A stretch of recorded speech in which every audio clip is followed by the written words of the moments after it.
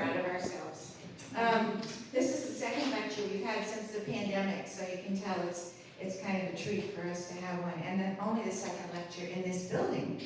Some of you went to the other building thinking that it was there, but this is where it's going to be from now on. The Historic Village in Ocean View has had a busy year with the grand opening party of the Coastal Towns Museum, the 2-month presentation of the Smithsonian exhibit with over 800 folks attending, and more than 350 people visited the village and the Coastal Towns Museum in the summer months and at town events.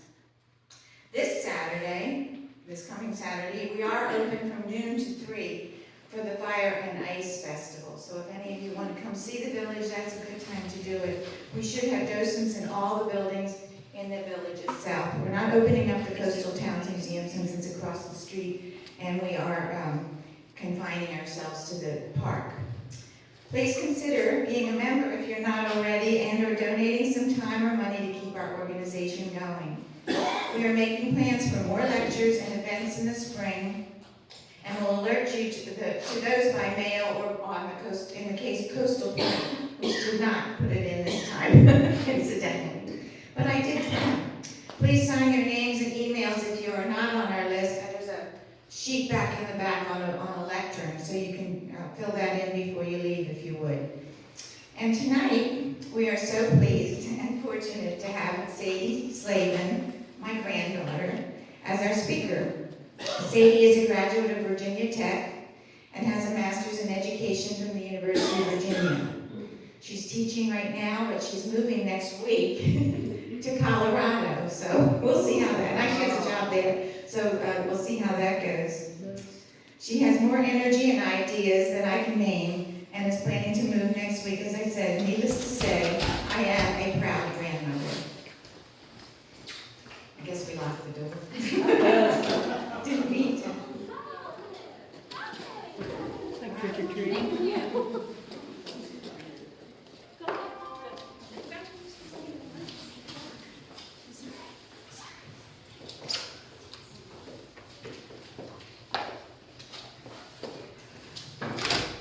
Okay, I'm going to introduce you.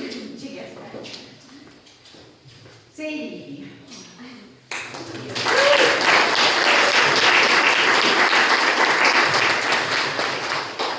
Buen camino.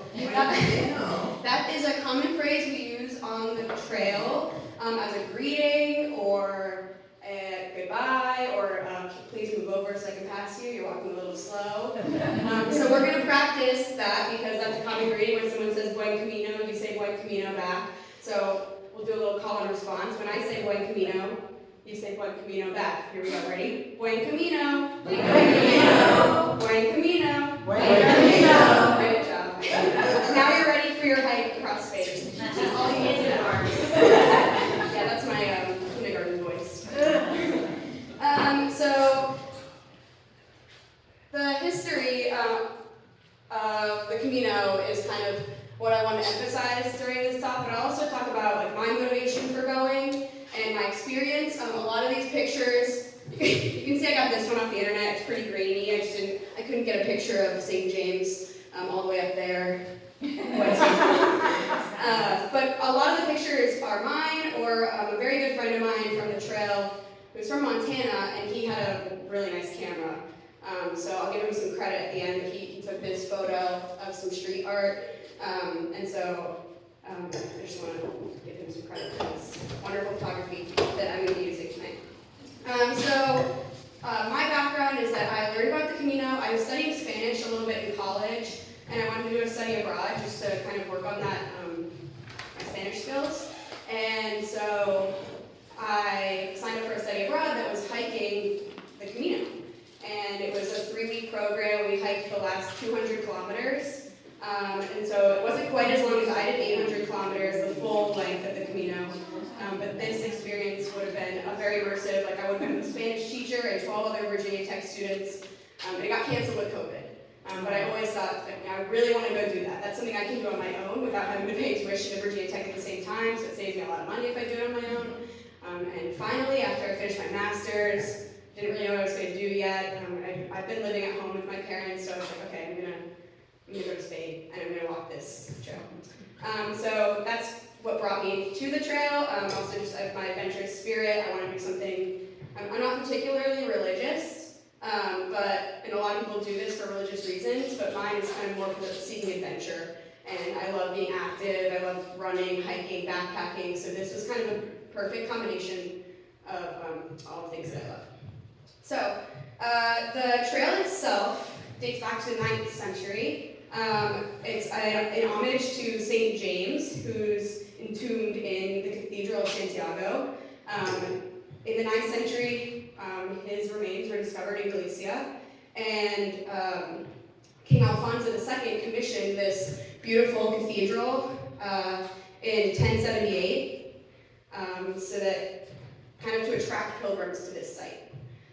And so people started making this pilgrimage in search of the Jubilee or this plenary indulgence, so that they would visit the cathedral, go to the pilgrim's mass, and take this journey in order to receive the indulgence. So thousands of pilgrims made this trek each year, with the 12th and 13th centuries kind of being the peak, with over 250,000 pilgrims traveling there every year. So I made this little, just so you can see. So in the 13th century, there were 250,000 pilgrims. This dropped off severely after the 14th century because of religious wars and plagues, and people just weren't really getting out as much. So in 1985, only just over 1,000 pilgrims walked. Right after that, a man named, sorry, I wrote it down because I can't remember his name. Father Valenia started marking the way using these arrows. So these are all mine and my friend Zane's photos.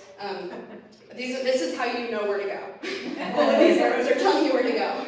And depending on which region of Spain you're in, those arrows might look different. So most of the time, it's just some yellow paint spray painted on the ground or on a wall, and you're just looking for those arrows. So Father Valenia actually established this yellow arrow route, and he was a huge proponent of kind of getting spreading awareness of the culture of the Camino and how this can be a huge cultural experience for anyone, and he was inviting Europeans to come and do this trail. And so in the 90s, there was this resurgence. So let me go back. There was a resurgence as a result of the internet and these tour guide kind of tour. I don't know what you call them, just tour guides that were leading trips, so that people didn't have to just front do all the brain power to plan this trip. You had a tour guide doing that for you. So in 1993, 100,000 pilgrims. 2010 was a holy year. So a holy year is a year that July 25th, which is St. James's Day, falls on a Sunday. And so 2010, the year of the holy year, 270,000 pilgrims. And this is when records started to break. This past year, or 2021 was a holy year, but Pope Francis extended it in 2022 because of COVID. The Camino is really still recovering from COVID, and it still is. There are a lot of things that people who have hiked the Camino before COVID, who I talked to, said, oh yeah, it's very different now, just the way they do things. But this past year was a record-breaking year with 400,000 pilgrims hiking the whole year, and it showed on the trail. Sometimes, there were times when it was stressful getting to bed at night because so many pilgrims were hiking, and I wasn't even hiking in peak season, so I was lucky to not have come during peak seasons. So we followed the arrows. Previously, pilgrims would have used sun, stars, word of mouth to find their way on the trail. Nowadays, we have the Camino Ninja app that I can zoom in and see exactly where I am, and it says how many meters away I am from the trail, which is really helpful at times, especially in the dark when I couldn't see those yellow. I had my headlamp, but I couldn't see those yellow arrows too well, so I'd always be checking my apps. But I can book albergues, which are hostels, ahead of time. I can also see the elevation that I'll be doing that day. I can see where the water stops are. So my version of the Camino is very different from those pilgrims in the 12th and 14th century.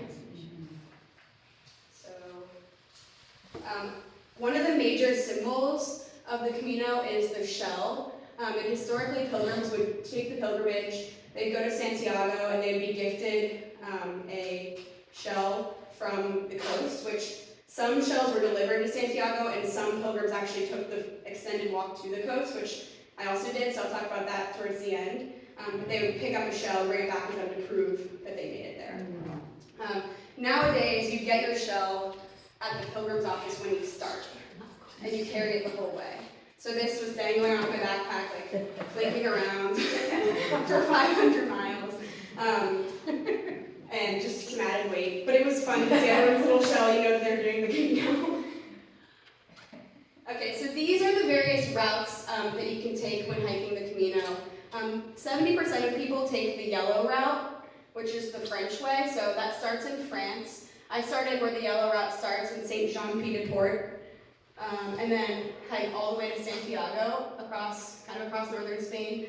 The second most popular routes are this pink route, starting in Sevilla. That's Camino Primitivo, so that's one of the oldest routes. And then Camino del Norte is the blue route that you see going across the top. And that route's very popular because you're going over mountains and then down to the ocean.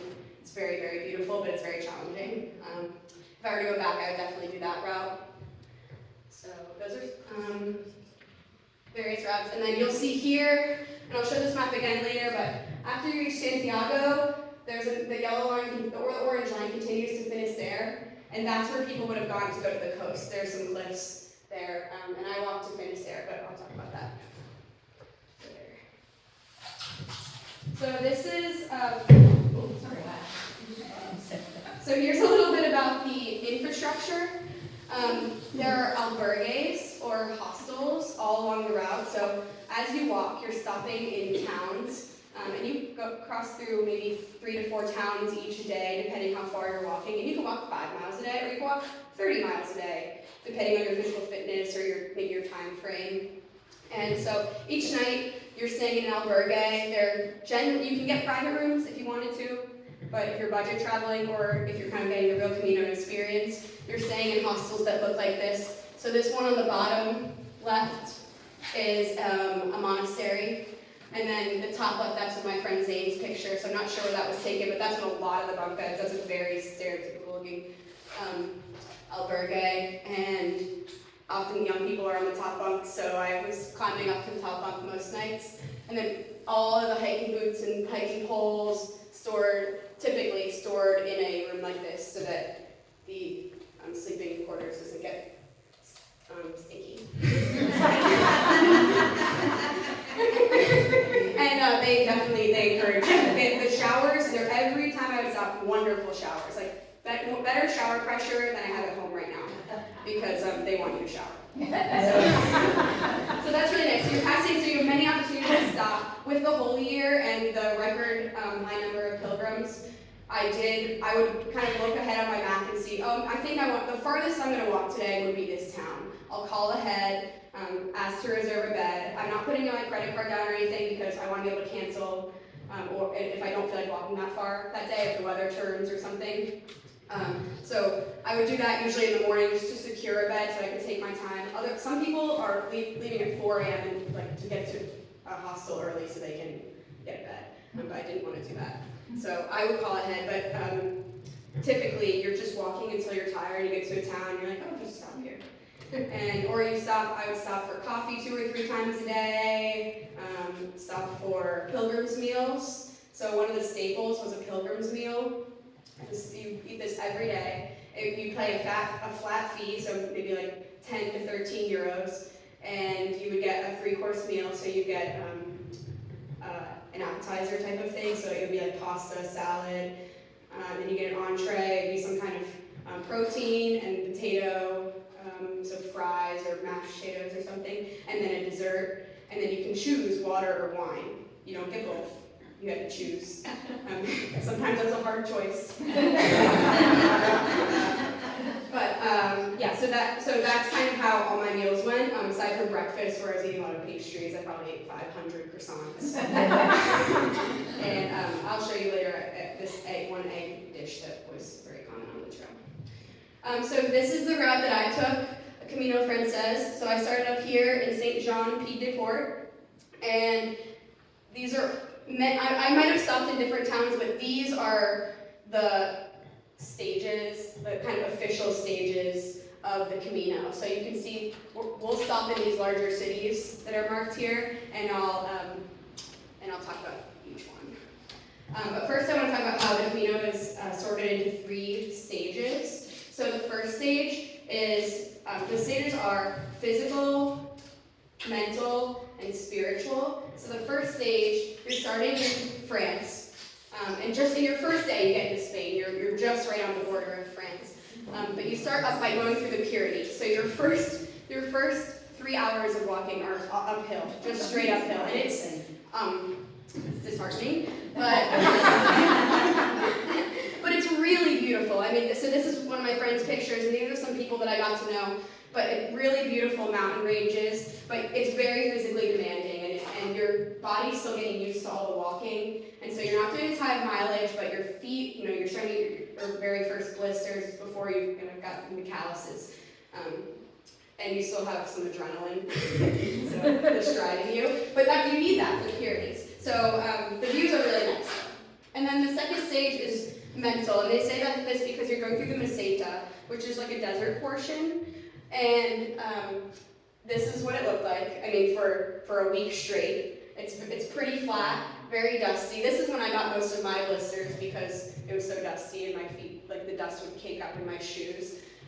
But they call it the mental stage because there's not much to look at, not much to distract yourself with. You're kind of in it in terms of like you're used to walking. You've been walking for a few weeks now. And so this middle third, you could go several hours without seeing anyone. So I oftentimes would listen to a podcast or an audiobook, or it's kind of a good time to do a walking meditation. A lot of people do walking meditation. And I didn't know about walking meditation until I went, and I learned from other fellow pilgrims about that practice. So that's kind of a good time to think about why you're there. But the final stage is the spiritual stage, and you get back into this mountain range. This is a mountain range that came out of a town at the town is down there that I came out of with the lights, and you come out of the town and into this mountain range, and you're back in these beautiful, beautiful mountains. And this is when I did a lot of my self-reflective, kind of introspective thinking time and figure out why I was doing this. Why am I here? I could have quit at any time. There's nothing, I didn't have a flight home. I could have left at any time and gone home. It wasn't easy leading up until this point. So this is kind of the spiritual portion. And there's also, you kind of get into there are many religious sites going through this area. So for people who are there for religious reasons, this is kind of where they'll learn more about themselves that way. So,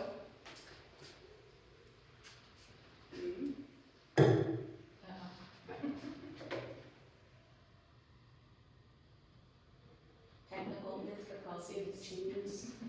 Here we go. I have one in between, it's not coming up. Hold on. Let's see if it works.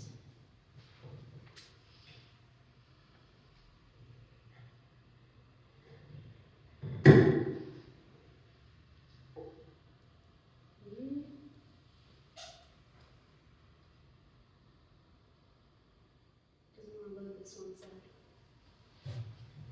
We're into the spiritual, so that's okay. Okay. Okay, well, hopefully it comes up, but the next slide has that same map, but it has, I was excited about this. It has me on the map, like a tiny version of me. So hopefully it comes up at some point here. It might just be slow loading. But so we're starting in St. John. So now we're going to start our journey together. We're starting in St. John, and this is when I get to St. John Pied de Port. I'm with my friend at this point who had done the study abroad that I was supposed to do. He's a little bit older than me, so he had done it a few years before I was going to do it. So he came with me to kind of get me started. He flew with me over, we did the first few days together, and then he left. So he just kind of got the ball rolling for me and kind of showed me, which was really useful because I was nervous. And I've been to Europe once when I was in high school, but it was very structured, and this was not structured at all. So I was grateful to have him there, so I was with him at this point. The first thing we did, we spent the night, we got up early, and we went to the pilgrim's office. So every pilgrim goes to the pilgrim's office. There are many of these. There's actually, I had some Irish friends, there's one in Ireland, and they went to the one in Ireland. This is where you get your passport. So every pilgrim carries a passport, and it looks like this. And you get stamps. You collect stamps that show where you've been. So this is a requirement. Actually most of the albergues will require that you have a stamp book to show that you're hiking the Camino. So not anyone can just go and stay in these very inexpensive hostels across Spain. You have to be hiking the Camino to do so. And so I've ended up filling mine up over the course, and I'll set this out so you can take a look, but I filled both sides. And you can get stamps at albergues, you can get stamps at restaurants, different museums. So it's a fun part of the trail, is collecting this and trying not to lose it, because it's very important. And then at the end of, when you get to reach Santiago, in the end, you actually show this to the pilgrim's office, and they give you your certificate. And based on where your first stamp is, that's where they'll put, where you started, what the date you started. So this is super, super important.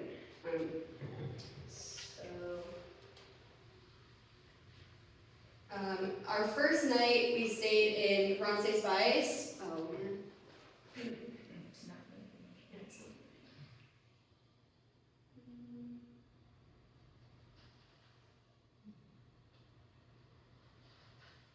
see. Okay, well, I'll just talk about Roncesvalles before I talk about this one. Roncesvalles is a very large monastery. This is like the largest albergue that I stayed in, so they transformed this monastery into a hostel for all the pilgrims. Hundreds of pilgrims can sleep here, and they're very organized. It's very clean. They're very efficient about getting you in, getting you your bed. You have a meal ticket, you have a breakfast ticket, and it was incredible for my first night, especially after going up and up and up through the Pyrenees. And then this is kind of on this little plateau up in the Pyrenees. It's really beautiful. So that's kind of that is one of the most iconic albergues. And then this was my first time having tortilla. So this is what I had for breakfast pretty much every day. It's an egg and potato kind of quiche type of thing. Sometimes they would put vegetables or sometimes like ham or something in there. And it always was served with a piece of bread, and it was delicious. And I tried to recreate it, and it doesn't very well. I don't know. Maybe it's the altitude or something. Okay, so then we continued walking. Here's me walking, and we'll continue. So some of the scenery looks like that. You're walking through towns, walking on the road. Other times you're walking on paths like this. All of the infrastructure is just you can tell that thousands and thousands of people have walked this way before. It's not like walking the Appalachian Trail. And I got that a lot when I was there, from Europeans would ask me, this must be like the Appalachian Trail. Like, I love this, I want to go to the Appalachian Trail. And I tell them, I think they're both trails, and that's the only thing they have in common. Because they're so different. And this is kind of like glamping, like that version of backpacking. It's very luxurious. You sleep in bed every night, you get cafe con leche 3 times a day. Let's see if mine slide up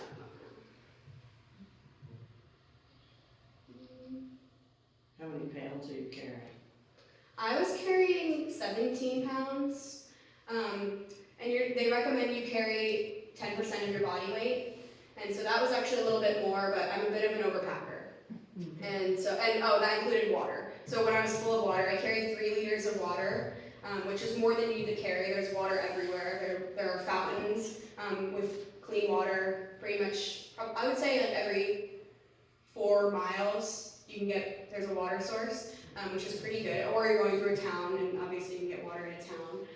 So I probably was carrying more water than I needed. I also used a camelback.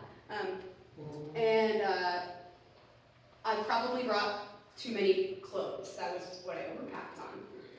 I just brought more pairs of shorts and tank tops than I needed, and it ended up being chilly because it was the fall, and we were going through the mountains. So I ended up wearing my jacket and my leggings a lot more. Okay. I'm not sure. I'll show you guys this slide. But the next slide is me moving to the next town. So here's Pamplona. Pamplona is pretty famous for the running of the bulls.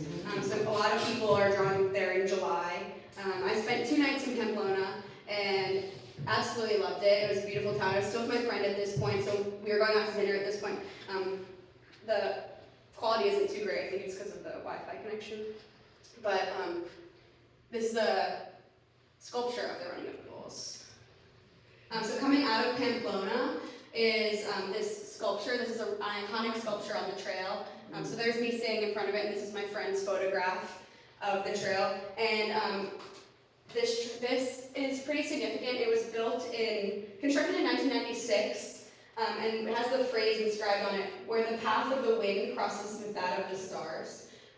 This is kind of when you're coming out of Pamplona and you start going back into a smaller mountain range. But you can see it's very windy, and they have these wind turbines up there, and you're walking directly under these massive wind turbines. And I've never been that close to one before, but it was really, really just very intense scenery coming out of there.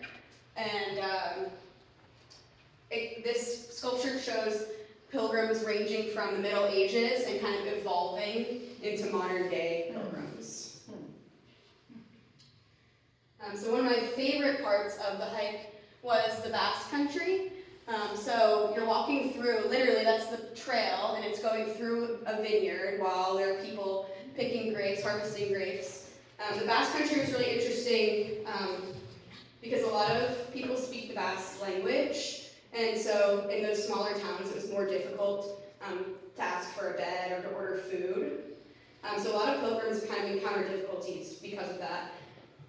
And there are a lot, you can see on the left, there's a lot of street art, kind of talking about the decline in Basque culture due to urbanization and just development of the area, which the Camino has contributed to that in some ways, but in other ways, the Camino is kind of like making people aware of Basque culture and how that is different from Spanish culture. So that was a really interesting region to walk through. Another really interesting feature is the wine fountain, the Arache Bodega. The Bodegas Arache wine fountain. So the vineyards were donated to the monastery of Arache in 1072. And then in 1991, they erected this wine fountain, and you can just bring your water bottle or your shell. Some people take their shell and fill it up with wine at the wine fountain. It's all free. Unfortunately, I got there at 7 a.m. So I put some in my water bottle, and I took a sip, and it was too early in the morning for wine, so I had it in my water bottle all day, and obviously I had to dump it out. And so that was kind of a shame. But it was good. It was delicious wine, and this is just kind of, it acts as a treat for the pilgrims who are taking this walk. But that was one of my, when you tell people about that, free wine.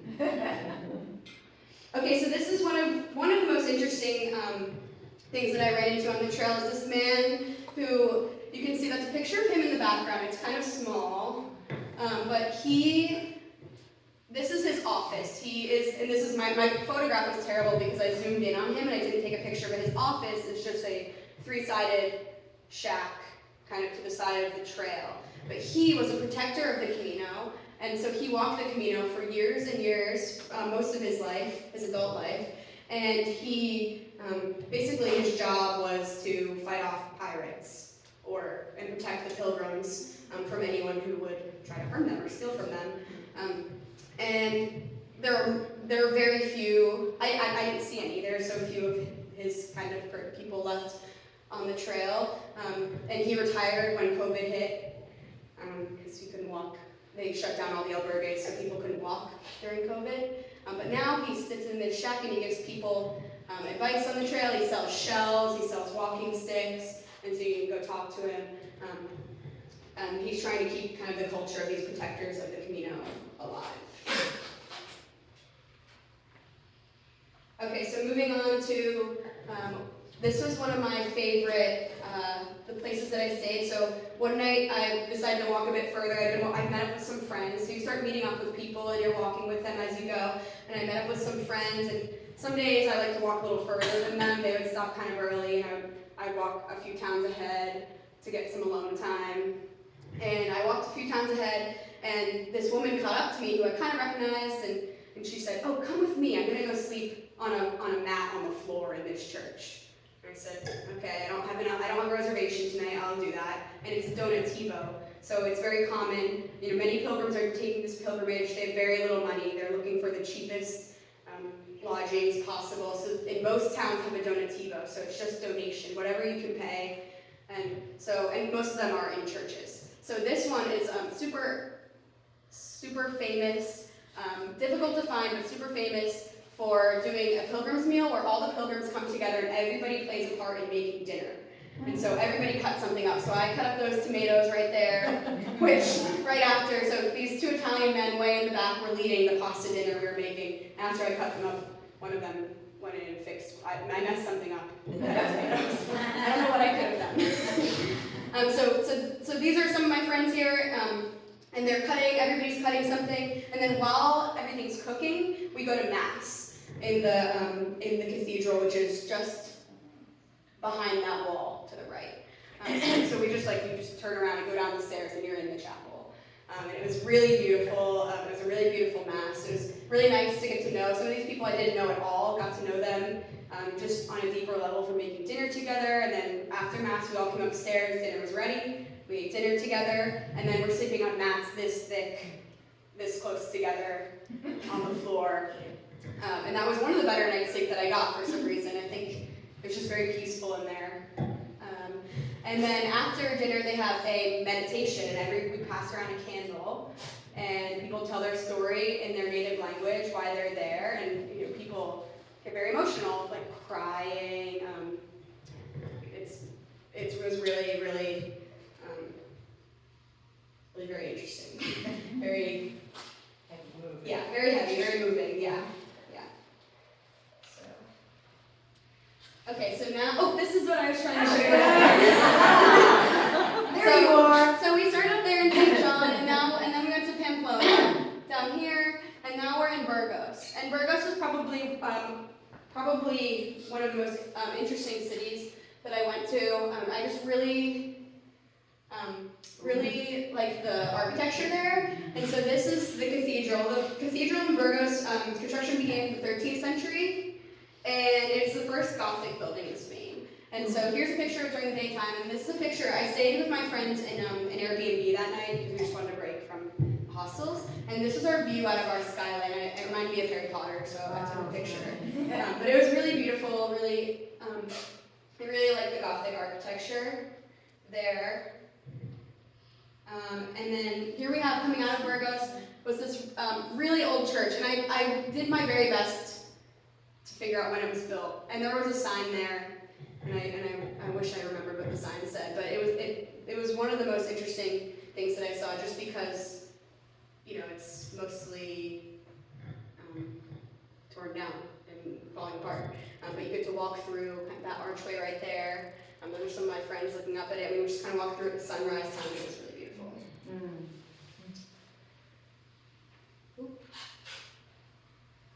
Okay, this is where it's not changed.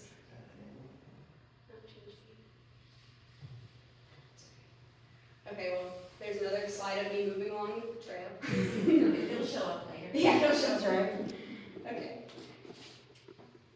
Okay, and then we reached the geographical halfway point, which is marked by these sculptures right here. So this is kind of the gang. People start to form groups, and so you'll start to see other pilgrims in groups here and there. This is a group of kind of young people that I started walking with, some really good friends of mine. I still keep in touch with all of them to this day. Some of them I text daily, some weekly, and some I just keep up with on social media, which has really been a nice way to keep up with people. But this is the geographical halfway point. It felt like we had gone much further at this point. But we're 400 kilometers in, and it was just a really nice moment. We kind of hung out there for a while. Where are they all from? So, some of my friends here are from Ireland, 2 are from the United States. The girl with the very long braid is from Norway, and then Italy and Switzerland. So I was really meeting people from all over the place. I met a lot of Americans. There was a surprising amount of Americans walking, considering not many people had heard of the trail when I was leaving. So How long did it take you to walk to the bathroom? it took me 2.5 weeks.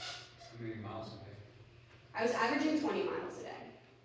And over the course of 8 to 10 hours of walking, I would leave around 7 or 6 or 7, and I was taking my time, I have pretty short legs, so I like to walk pretty slowly, but I could walk for a while. Once I get my music in, I start rolling, I could go for a while. Some people prefer to walk faster for shorter distances. It just is a personal preference, and that's one of the things that I learned is that if you try to stick with a group, that's often why I walk ahead of this group sometimes, or even stay behind, because if you try to stick with a group, it kind of throws off your mojo, really, like your momentum gets thrown off because you're not walking your own pace. Like sometimes I would notice my blisters getting worse or my hips hurting more when I was trying to keep up with people. So that was definitely one thing that I learned, is moving at my own pace. And then we get into Logroño, and Logroño this is another 13th century church. One of the most iconic churches on the trail. This is a beautiful photo that my friend Zadie took. And that's another large town. A lot of people start in this town instead of starting in St. John Pied de Port. So people will start any town along the trail. And then one of the most iconic albergues on the trail is this one in Hospital de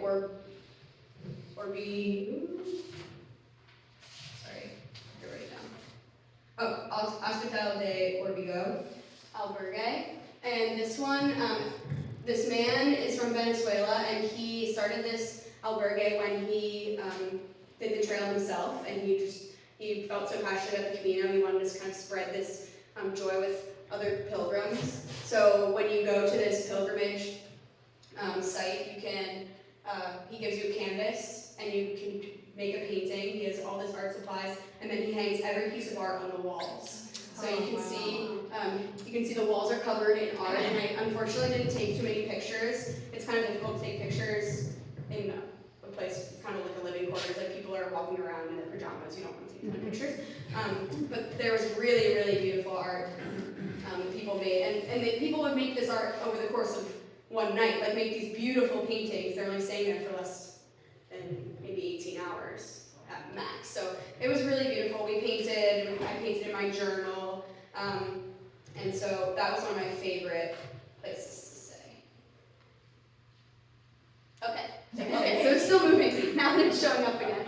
Okay, then we get to Astorga, and Astorga, there's a very famous, very beautiful church in Astorga, but at this point, I'd been to a lot of churches, so I chose to go to the Museum of Chocolate. This is well, and the church, you actually pay €5 to go inside this church, and at this point I was running very short on cash, and so I was waiting to get to a bigger town where I could get cash. So I couldn't go into the church anyway. I did go walk around and look at it outside. It's difficult to get a picture of this church because there are buildings really close to it, so you can't,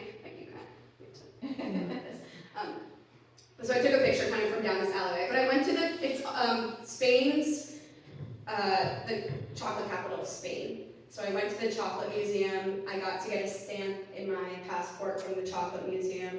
They gave me free chocolate samples, and like the best chocolate I've ever had in my life. And I also bought a lot of chocolate in some of the shops over there. So that was really fun. I kind of had a chocolate addiction the whole hike. I think when you're hiking so much, your body is craving sugar to get your blood sugar up and keep you energized. And so I would eat a lot of Kinder Buenos. I don't know if you've heard of those, but Kinder chocolate was kind of my go-to. So when we got here, I was so excited to get some high-quality chocolate. Here are a few more of those churches that I saw. These are that picture on the far right. It's a picture that Zane took. And then here's one that has a stork's nest up at the top. And that one was really beautiful, very old. They were asking for donations, kind of all around town. People were asking for donations because their church is really falling apart. They needed new doors. They needed a lot of renovations there. So I took a picture of that one. And then another one here. And I think one of the most interesting things about the churches is that you're walking through these teeny tiny towns. There couldn't be more than 10 buildings. I went through one town that had a population of 12 people, and their church looked something like that. And it, like, you can tell what their, where their priorities lie along this trail. And it's a really, really beautiful thing to see these people put so much time and energy into the places where they worship. What's the religious affiliation of all these churches? It's Roman Catholic. Okay, it's Catholic. So yeah, so continuing on with with the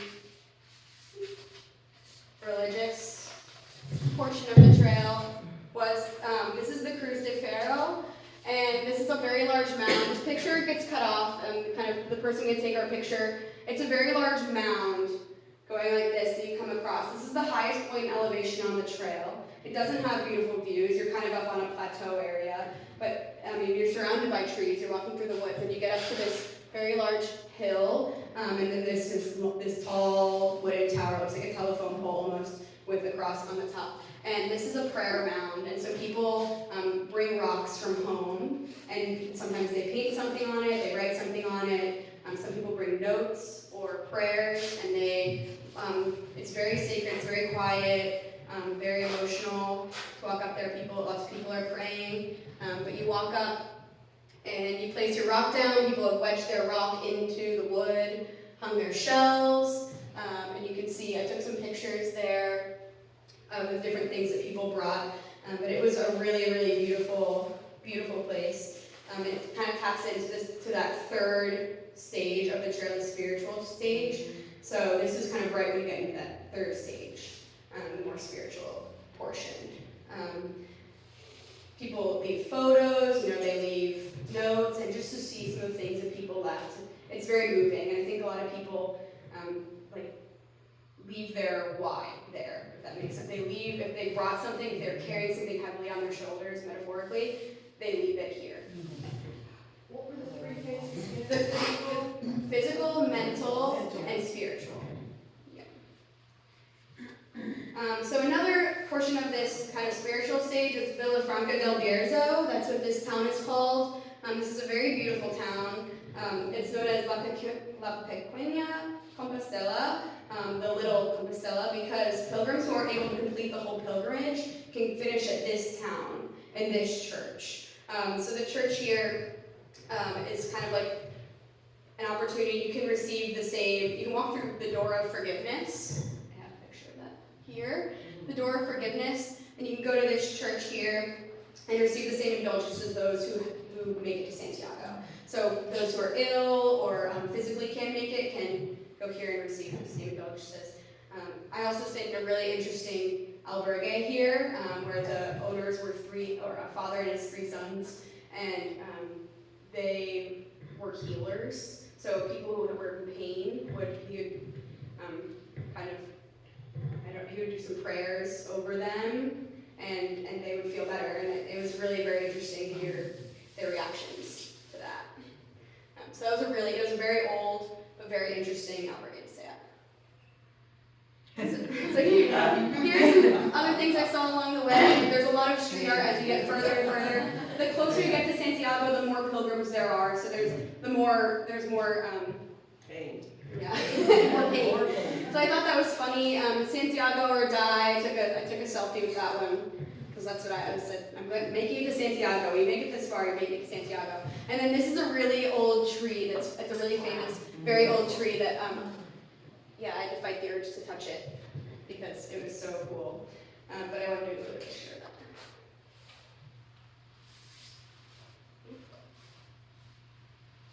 Here are a few more older. These are definitely some more simple churches that I saw in really, really tiny towns. And then finally we made it to Sarria. And Sarria marks the 100-kilometer mark. So if you want to complete the Camino and receive the Compostela or the certificate of completion, or complete the pilgrimage and receive the indulgence, you have to have done the last 100 kilometers. And this town is at the 116-kilometer mark. So this is where a lot of people start. People, you can see in the corner, there are some bikers. You can receive the indulgence in the Compostela if you go by bike, by foot, or by horseback. Is the indulgence like the forgiveness? of Yeah, the our forgiveness, sins? yeah, the Jubilee. But that's what you want to go there for, is Yes. to get the indulgence. Exactly. And so when you get into Soria, it gets very touristy. This part I actually found very stressful because there are a lot of tourist groups and like groups of like young kids, or young, like high school age kids, kind of in large groups walking. And it gets a little bit more industrial. You see like stands of people selling touristy, like kind of tourist trap type of things, like paraphernalia, things like that. I don't know. And so this is the church in Syria. So you walk by that church and then you're headed out of the city, and this is when it starts to get busy. Right down here in the bottom corner, this is the largest albergue on the trail. It sleeps 500 pilgrims, and in several different, there are maybe 10 different houses. And it didn't stay there. It's 10 kilometers outside of the city of Santiago. Some people will stop there and leave early in the morning, so you get to Santiago kind of mid-morning, but I chose to just keep going, and I got there pretty late at night instead. Did you see many bikers? I did, yeah. There are a lot of e-bikers, which is helpful going through the Pyrenees and things like that. My only issue with the e-bikes was that I was going to charge them. Sometimes they would die, so I think you have to be kind of thoughtful about when you use the e-bikes. But there were a lot of bikers. I think I would do it by bike if I were to do it again, just for a different experience. The only difference with biking or horseback is you kind of lose the camaraderie of walking on the trail. Because I think that was really valuable, walking and talking to people. Oops. Okay, so this is kind of a crazy picture of me. Here's me at the 100-kilometer mark. So that's just about 62 miles to go. And then I wanted to talk a little bit about Camino magic. So this is kind of what we call things that you don't expect to happen to you on the trail but do, and it's wonderfully surprising. So some instances of Camino magic are when locals will set up stands like this, and they're giving out this is all free, making orange juice, making coffee, handing out croissants, all for donation. Another one was in the middle of the night, or not middle of the night, in the middle of the morning, right before sunrise, we came across this food truck, all lit up. It was kind of like a haven in the night. You know, you woke up at 6 a.m. and you're looking for your first coffee, and then you come across this. So we call that Camino magic. Other instances of Camino magic are you run into someone who you met earlier on the trail you haven't seen in a while, and it's oftentimes you're like, what are the odds that we ran into each other again? You know, we walk at different paces. There are so many towns you could have stopped in, and you run into people that you might not have expected to see ever again. So we call that Camino magic. These are Oreos. Oh, oops.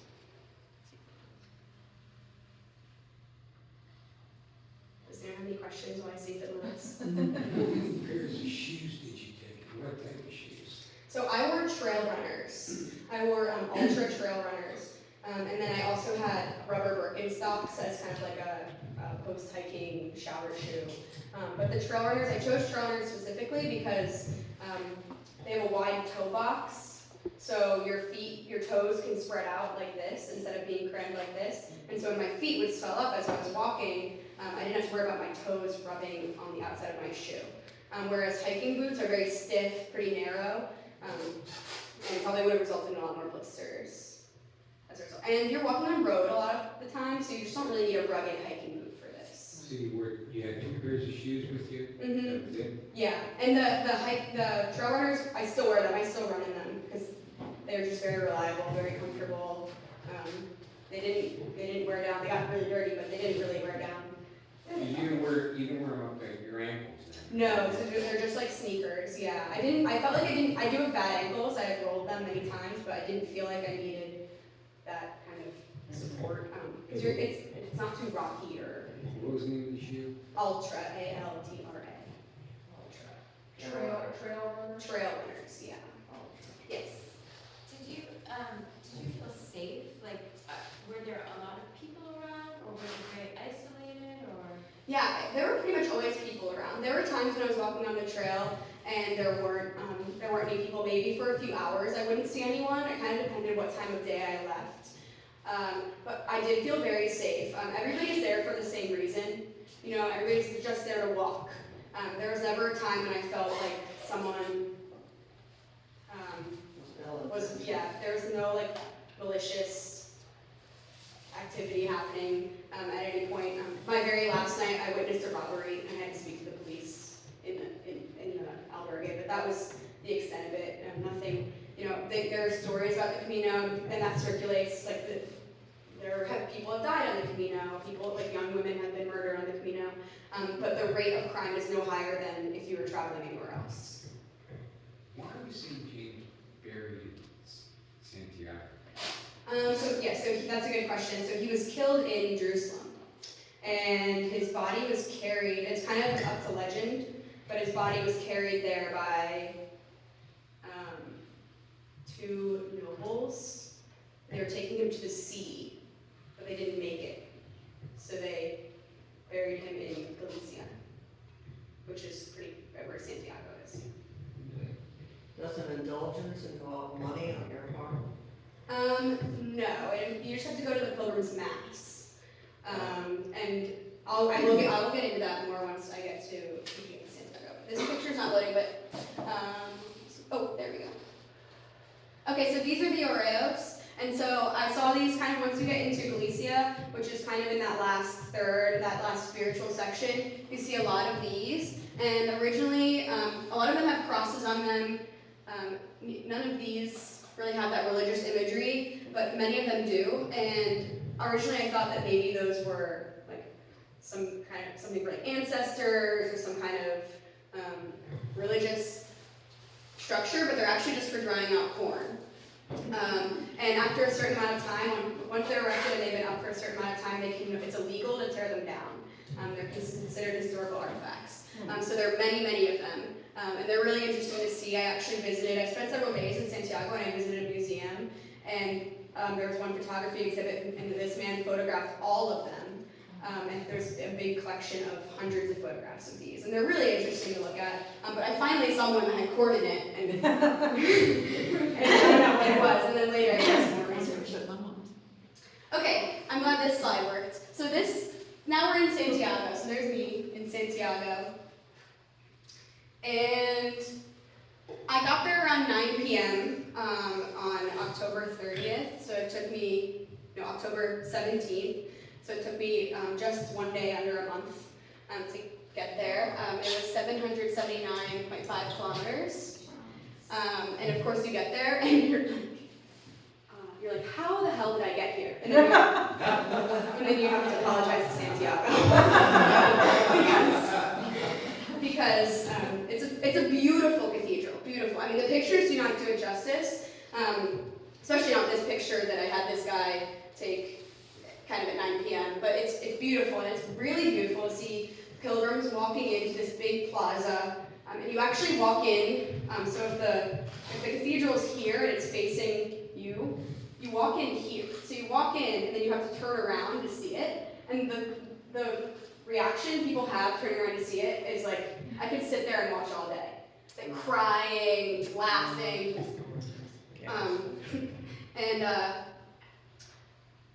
and you're just kind of like, what did I just do? Like, how did I get here? And so it's kind of comical, but it's really a beautiful moment. And I walked with a girl who had done it before, and she kind of branched off from me, so I got to have a nice solitary moment walking in to Santiago. This church was built in the 2nd century. It's been renovated since it's the Holy Year. They actually open a small door directly behind me, and you can enter through that small door. I didn't do that. They were only letting a few people at a time do that, just kind of preserve the integrity of it. And I think there were like priests going through there who would walk the trail, and so they're kind of preserving it for religious fears. So once you get into the cathedral,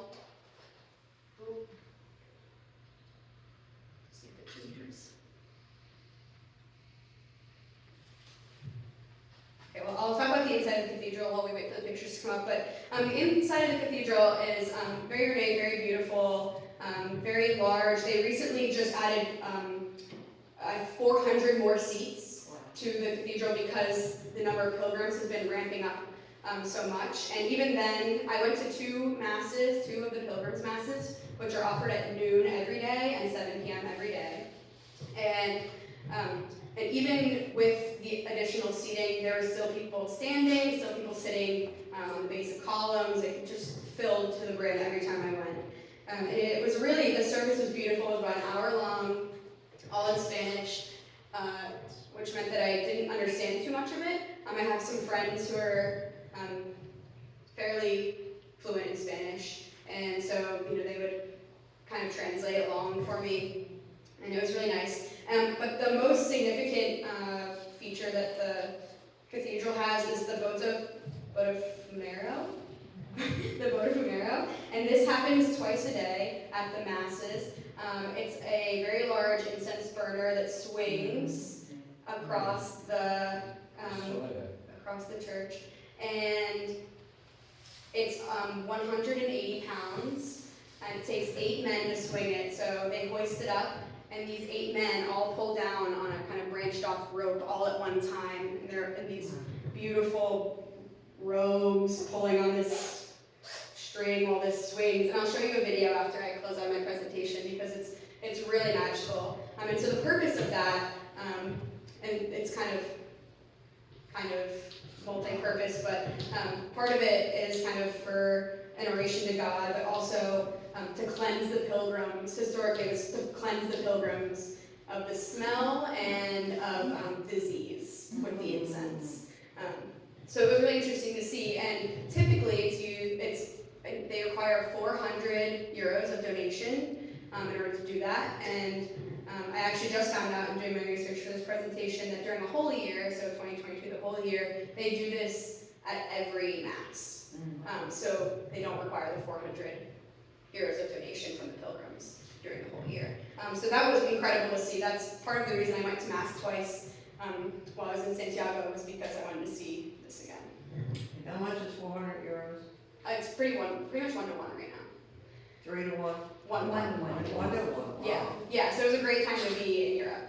And the pictures still aren't coming up. Oh, here we go. Okay, so there's the yeah. So you can see it next to the priest there, and the 8 men pulling down. You can tell they're working very hard to pull it, and that job is actually passed down generation to generation from father to son. Yeah, so it swings side to side like this, and I got to sit. I got to see it from both angles, which was really interesting. And then, okay, here on the left side, that is St. James's remains. That's in the tomb of St. James. So those are inside the cathedral. You can walk down behind the altar to see those. Okay, so the final part of my journey after I reached Santiago was to walk to Finisterre. The history behind Finisterre is that people would walk all the way to these cliffs. They're right on the coast of the Atlantic Ocean, and they just kind of drop off, and people thought this was the end of the world. And so they would walk to see the end of the world. So it's also where the 0.0 marker is for the Camino. And so that's what I did on my last 3 days. It was very rainy, very windy. And there's a lighthouse, so that's a lighthouse pictured there. And that's me with the 0.0, and it was still pouring rain. I took a video waving to my mom across the Atlantic Ocean. And yeah, it was, yeah. But when you see the water after walking from France, it's very emotional to see. And then the last thing I just want to touch on was, and people ask me like what my favorite part was, and my favorite part would have been the people that I met.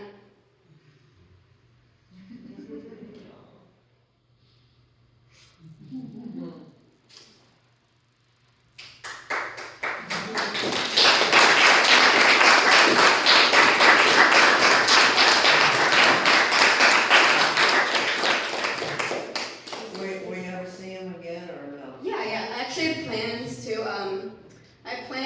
so this is Zane, who took a lot of the pictures, and he let me borrow his camera, and I took that picture of him. And he lives in Montana, and then my friend Audrey lives in California. So I had plans to see them this summer, and then I became really close with some people from Ireland, and I plan to see them. So we would do a lot of, We would do a lot of like breakfast together and a lot of walking together. And then, the other thing I want to emphasize is that I really think that anyone could do this. Sorry, no. Can I ask a question? Yeah. Like Yeah. charging your phone, Oh yeah, like how easy or hard was that? that was fairly easy. Those places? Yeah, the hardest part about it when you're in an albergue is that it's kind of competitive Yeah. to get to it, to get to an outlet. But I had an adapter, and I would stop at a cafe during the day and just plug my phone into the wall there, so that my phone would die throughout the day. And then when I would get to, sometimes I would plug it in like while I was showering, and then just not have it plugged in overnight, because a lot of people tend to want to plug their phones in overnight. So I try to have it charged before I went to bed. So that was, yeah. And I had a phone plan, so I had service the whole time, which I think was really key, so I could always use my map. There's some people who had to be on Wi-Fi in order to check a map on their phone, and I think they had some difficulty, like they would get lost sometimes because they couldn't just zoom in on a map, which I know that's very, the original pilgrims wouldn't have had maps on their phones, but I found that I felt much better having that on my phone. Did you have a lot of euros when you started out? I did, yeah. There were no ATM machines? There are ATMs, yes. Well, so I had maybe 500 euros when I started out, and I didn't need them. If you're in the bigger cities, you don't need them. You can use card, and I called my bank and everything. But in the bigger cities, I would also stock up on more cash, because when you're in the smaller towns, they don't take card. So I always had about 300 euros on me. There were a couple of times when I was getting low, I had to like cut back on croissants. How much was the trip? The whole trip probably came out to close to $3,000, including flights and for everything, maybe a little bit less, including my passport too. I did my passport, so that was $250, because I had to rush order that. But overall, it was much cheaper than I anticipated it being, just with, you're only spending 8 euros on lodging, maybe 15 on food each day, so I wasn't spending more than 30 euros a day. Yes. Now, do you find that you go to mass more or get more out of the mass since you did this pilgrimage, or how did that work out for you? I think my perspective on religion, I would say like I lean closer towards like atheism than I didn't grow up going to church. I'm more interested in like the historical side and like religious wars, or the beautiful architecture and why they built such beautiful churches, things like that. I haven't gone to mass just because I didn't grow up going to a church or anything. I think it was really beautiful to experience those masses there. But I wouldn't say it necessarily made me. It's a sign. Good time to be done. I wouldn't say it necessarily made me any more religious than I am now. Yes. So where is the best tortilla de patatas? Oh.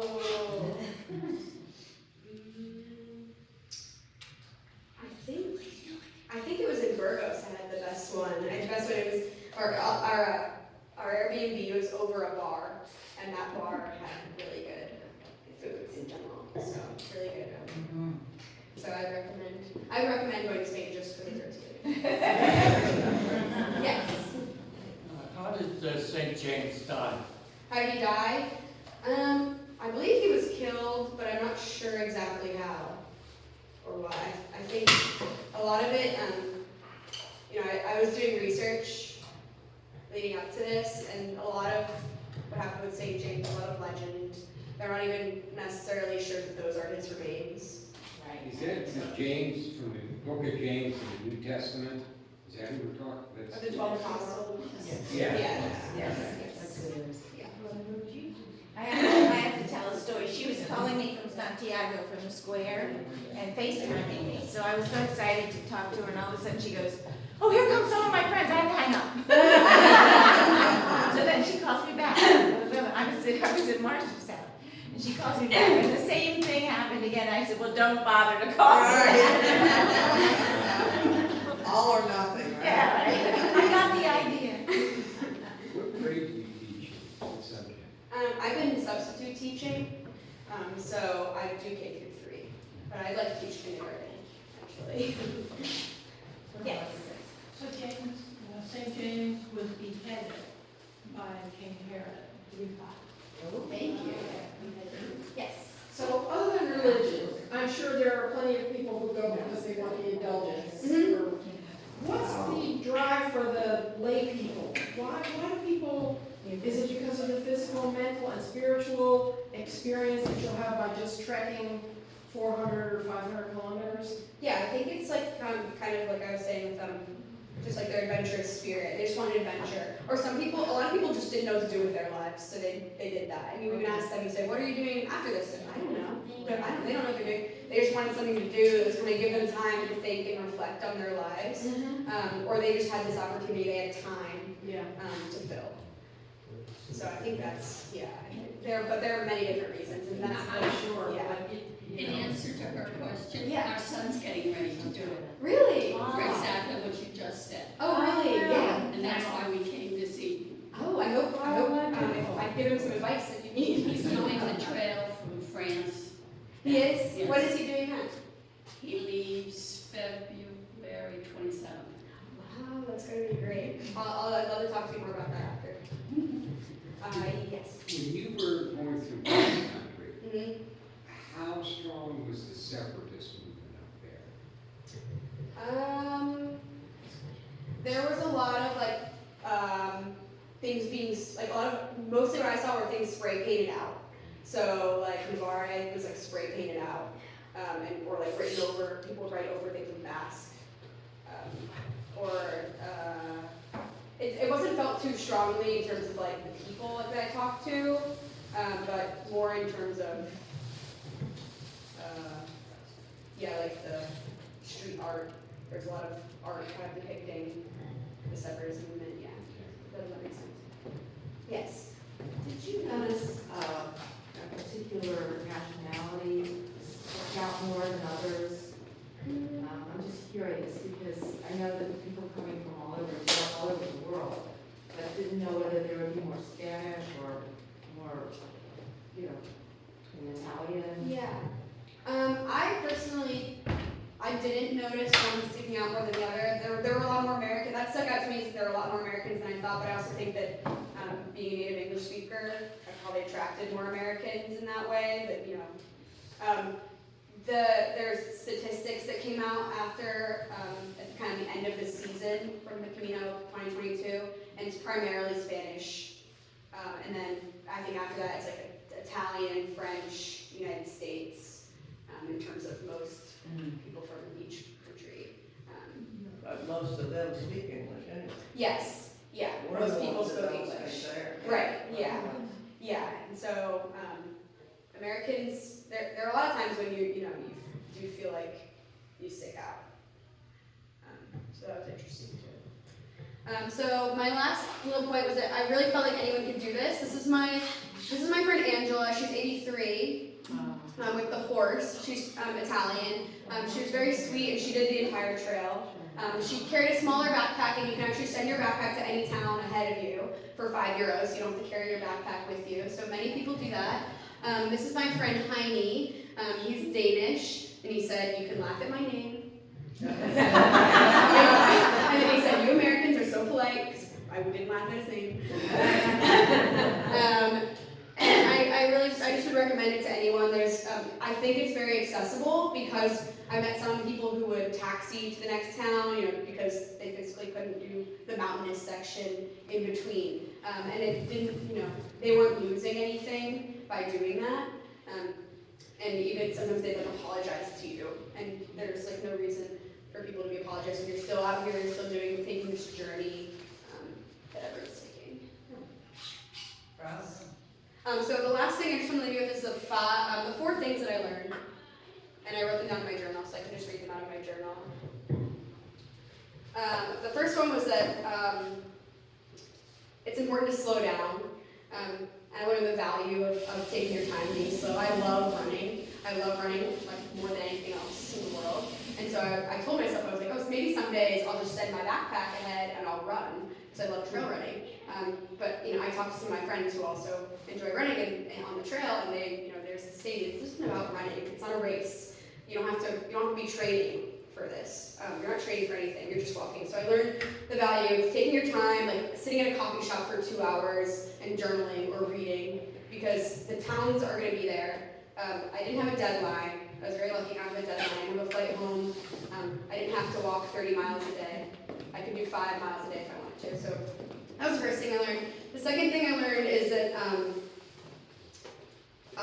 I'm braver than I thought I was. And that I definitely, I brought my friend on this journey with me at the beginning, and I was like, please stay for the whole thing, please, but I'm really glad he didn't, because it gave me time to step into that bravery that I definitely had before I went, but I kind of saw it in action.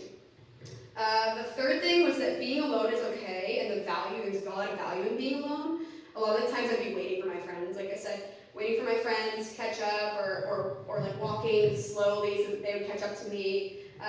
But really, walking alone was when I would feel the most, learn the most about myself, and learn the most about really be involved in my surroundings and absorb the nature around me when I was alone. So being alone is very valuable. And the fourth thing I learned was how to let go of people. And sometimes you will be walking with someone and they could be your best friend, and then they stay in one hostel and you stay in a different hostel in the same town and you never see them again. And you get some Camino magic and you run into them later, like with Heine. I ran into Heine 2 weeks after I hadn't seen him, and it was such a joyous reunion, because I did not expect to see him. He had a lot of health issues, but he somehow, very fast walker, managed to catch me. So that was exciting. But letting go of people and just accepting that they came in your life for that period of time,